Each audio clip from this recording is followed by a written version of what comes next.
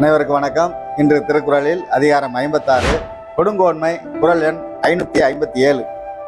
துளியின்மை ஞாலத்திற்கு ஏற்றற்ற வேந்தன், அழியின்மை வாழும் உயிர்க்கு. இதுதான் குறள். இந்த குறள் என்ன சொல்கிறது என்றால், உலகம் செழிக்க வான்மழை அவசியம், அதுபோல மக்கள் நலனுடன் மகிழ்வுடனும் இருக்க அரசனது அருளும் அவசியம். மழைத்துளி இல்லாதது உலகத்திற்கு எத்தகைய துன்பம் தருமோ, அவ்வாறு மன்னனின் அருள் இல்லாத தன்மை அந்நாட்டுக்கும் குடிமக்களுக்கும் துன்பம் தரும். வறுமையில் வாடும் குடும்பத்தில் உள்ள குழந்தைகளுக்கு அவரது பெற்றோர்கள் தனக்கு இல்லாவிட்டாலும் பரவாயில்லை, தான் பெற்ற குழந்தைகளுக்கு இந்த இள வயதில் பசியும் பட்டினியுமாக இருந்து வாடக்கூடாது என்பதற்காக தனது வாய் வயிற்றை கட்டி குழந்தைகளுக்கு உணவு, உடை, படிப்பு இவைகளை கொடுத்து குழந்தைகளை மகிழச் செய்து மகிழ்கின்றார்கள்.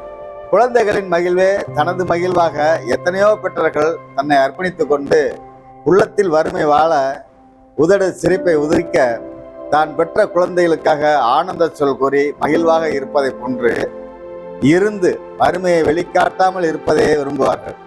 அவர்கள் தன் வறுமையை குழந்தைகளிடம் காட்டினால் குழந்தையும் வறுமைக்கு ஆட்பட்டு அதன் எதிர்காலம் பாழாகும் என்பதை அறிந்து தனக்கு இல்லாவிட்டாலும் தன்னை நம்பி வந்த குழந்தைகளுக்கு குறையேதும் இருக்கக்கூடாது என்று வறுமையால் வாடும் வீட்டில் இருக்கும் பெற்றோர்கள் நினைப்பதைப் போலவே நாட்டை ஆளும் அரசனும் மண்ணில் மழைத்துளி விழுந்து செழிக்க வைப்பது போல் அவரது நாட்டில் வாழும் குடிமக்களை தான் எவ்வண்ணம் இருந்தாலும் அருளோடும் பொருளோடும் மகிழ வைப்பதுதான் முறை.